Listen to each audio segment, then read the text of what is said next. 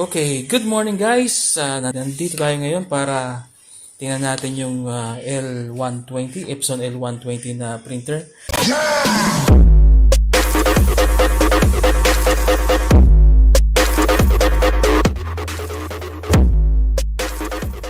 Kung magpiprint pa kasi mukhang may problema to ngayon.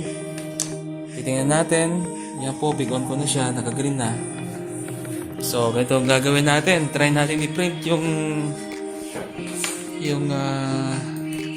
Word. Ito po. So, page 25 to 26. Try natin i-print ito gamit ang L120 series ng Epson. So, yan, naka-high na.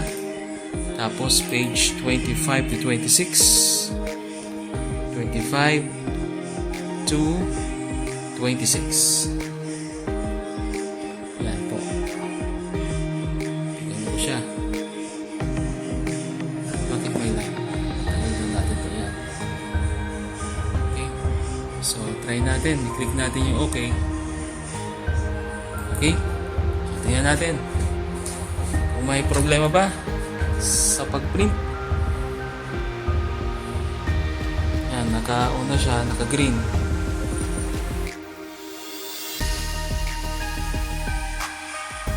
Kung magpiprint ba siya, tingnan natin yung yung balik tayo doon sa monitor.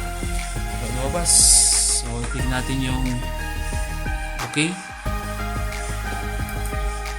Tingnan natin.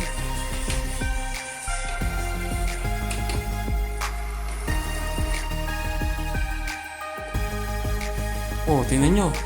Pumula. Steady yung pula. Yung green. Nagbiblink. So, ang gagawin natin dito, siguro ayusin natin to. Bubuksan natin to. Case ng printer. Epson L120. Okay, off na muna natin.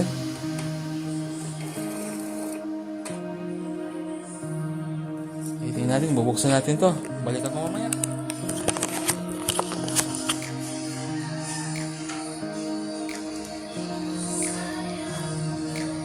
Kaya gagawin natin ngayon, itatanggal natin yung mga tornilyo nitong printer, isa-isa.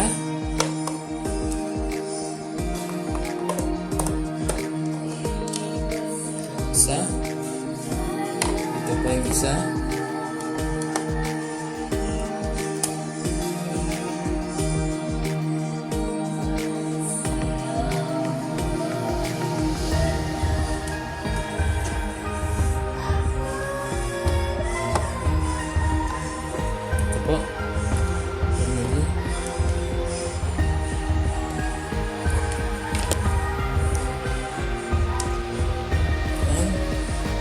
Tapos ito, tatanggalin natin ito, yung cover ng ink para mabuksan natin ito. Matanggal natin ito. Okay, ito po, tanggal ko na. Saka natin ibabalik ngayon itong cover ng ink para hindi matapon by accident. Okay. Sunod natin gagawin ay itong sa ibabaw. Tatanggalin natin yung tornilyo sa ibabaw. Ito. So, bali nakatatlo tayong tornilyo. Pang-apat ito nandito.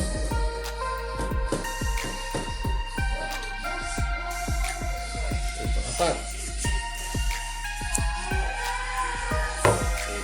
Ang susunod guys ay tatanggalin natin yung tornilyo dito sa may gilid ng ink.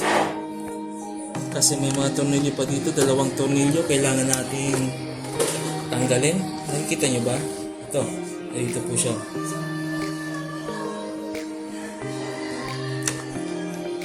Ito.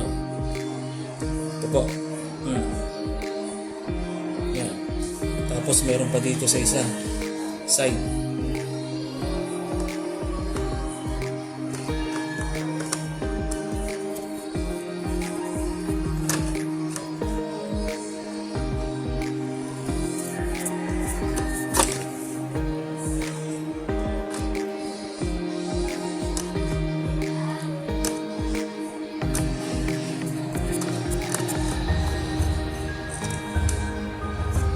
Ito. So, bali anim na tayong tornilyo. Anim. Gagawin natin ay tatanggalin natin to. Yan. Tapos ito, cover, tatanggalin natin. Okay? Dahan-dahan lang para hindi masira. Ito mga pula, ito nga pala, itong cord na white cable, tanggalin natin. Kasi para hindi makaharang sa pagkasaksak kung sa likod ng printer.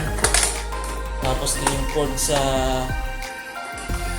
dito po, yung power cord, tanggalin natin.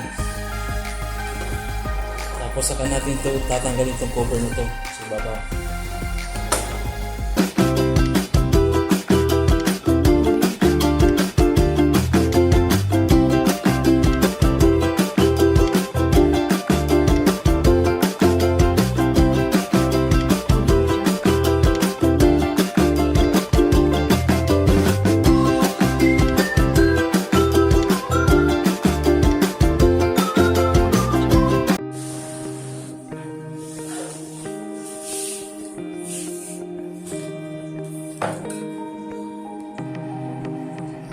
Kaya natin kunin yung spring dun sa ilalim. Ito, class, oh. Ito po, yung spring na natanggal kaya hindi po maandar yung printer natin. Tanggal yung spring dito, nakakabit dito sa mechanical. So, ayusin natin.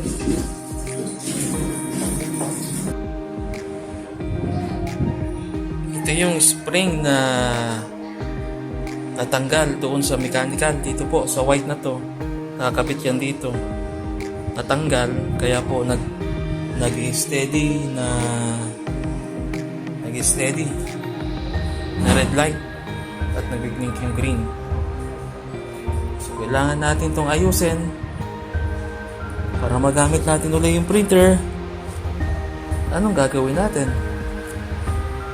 Kakabit doon, tapos ilalagay doon, kakabit dito, sabit dito yung spring.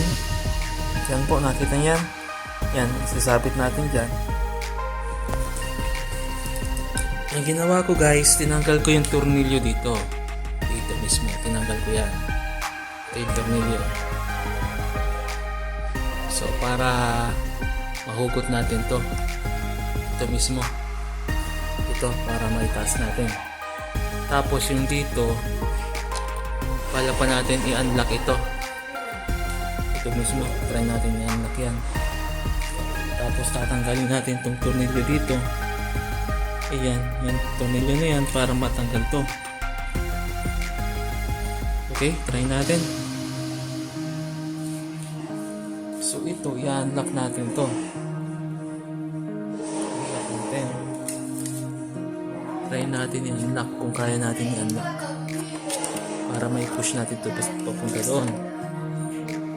So kailangan natin ng tingnan natin dito. Tatanggal ba ito? Ito.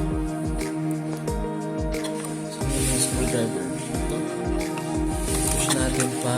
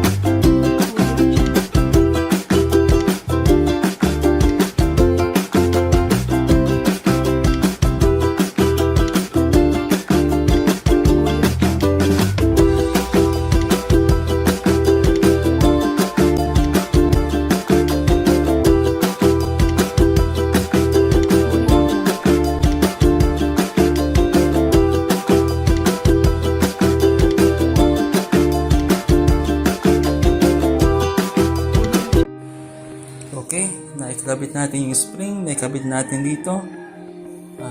Try natin mag-print kung talagang okay na ang printer. Kinabit natin yung cord, yung power cord, kinabit na natin. So, lagyan natin ng bond paper. Try lang natin kung talagang okay na yung pagkakaayos natin. On natin. Okay guys, try natin on itong inayos nating printer. Kung try natin mag-print.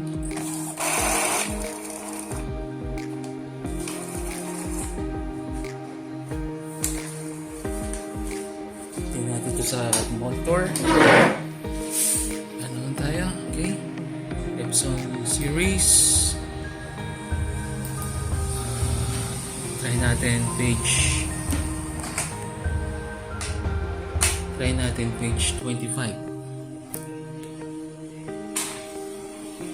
Page 25 to 26. 25 to 26. Yan po, page 25 to 26. Kung mag-print siya. Okay, okay natin. Tignan natin okay. Balik natin sa printer. Kung ano magiging resulta.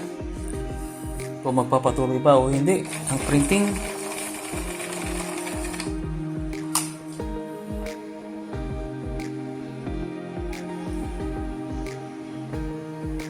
Ito yan, nagbiblink. Green. Tingnan natin kung magpiprint ba o mag-stop o mag-red na naman o yung mag-steady ng red. Kung hindi na siya mag-steady ng red at nag-print siya, okay na, inayos natin ang printer.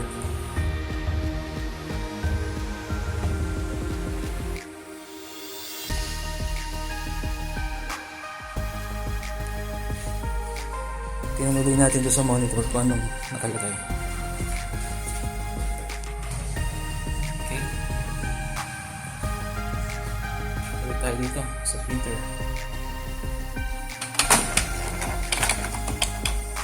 Ayun, nag-print na siya. Nag-print na po siya. Nahulugan. Successful po yung natin. Trabaho natin. Okay na. So mamaya ang gagawin natin, lilinisin natin yung printer, yung mga alikabok tatanggalin natin sa pamamagitan ng paggamit ng brush at yan.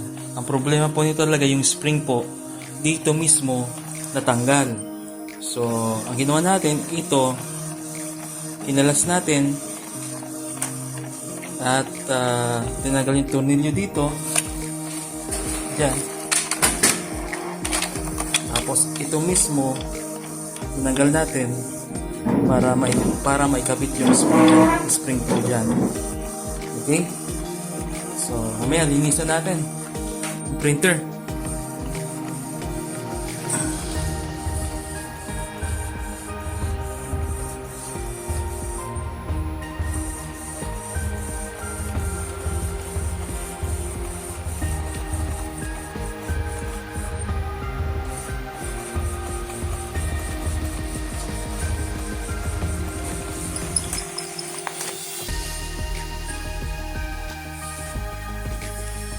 Okay, ito na po yung resulta ng printing natin. Okay na. So kailangan para maging maayos ang printer natin, siguro ugaliin natin maglinis ng printer. Ito po, kung may mga alikabok dyan, pupunasan natin yan ng cotton o kaya tela o gagamit tayo ng brush. Ito rin dapat natin check up yan kung may mga alikabok yan, kung may mga nakasingit na mga bala ng stapler, kailangan natin tanggalin kasi yan po ang dahilan kung bakit kumakain yung printer natin ng bond paper.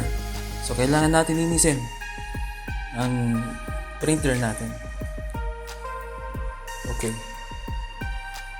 Thank you so much for watching.